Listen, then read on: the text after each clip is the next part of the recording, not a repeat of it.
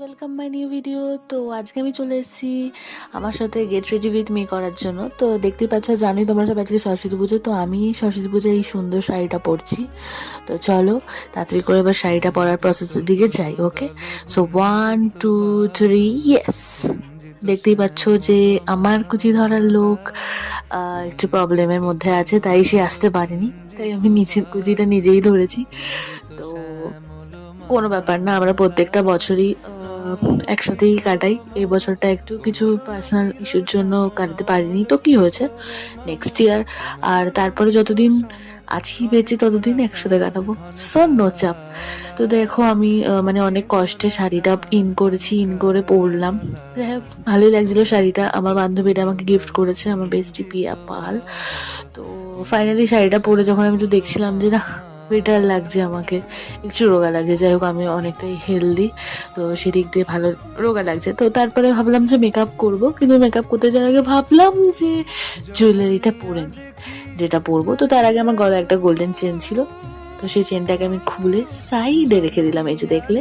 তো এরপর আমি কড়ির গলাহারটা কিনেছি, খুব সুন্দর ছিল গলাহারটা। মানে আমার তো বেশ পছন্দ ছিল যে এটা আমি শাড়ির সাথে পরবো। তো কড়িগুলো ঠিক এলোট পালট হয়ে গেছিলো, কিন্তু আমি যখন পরেছিলাম তখন আমি মানে ঠিক করেই পরেছিলাম, এবং দু সাইডে আমি গিট্টি দিয়েছিলাম যাতে কড়িগুলো এগিয়ে পিছিয়ে বা এদিক ওদিক না হয়ে যায়।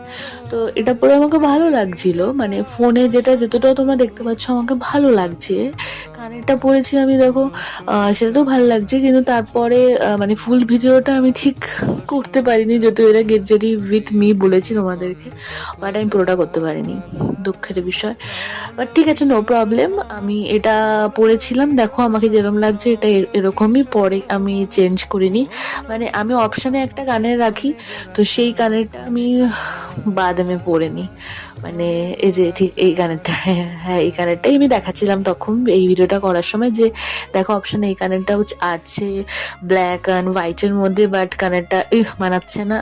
আমার মুখটা দেখেই বুঝতে পেরেছো, তো আমি আবার ঢুকিয়ে রেখে দেবো। কিন্তু বাদমে আমার বান্ধবীর কথাতে, আমার মার বলাতে আমি এই কানেরটাই পরেই বেরাবো। তো যাই হোক, তো আমি চুড়িগুলোও দেখিয়ে নিলাম, যে যেহেতু আমার গাড়িতে সরি সরি গাড়ি শাড়িতে শাড়িতে মাল্টি কালার আছে, দেখতেই পাচ্ছ সাদা শাড়ির মধ্যে সব মাল্টি কালার অনেক অনেক।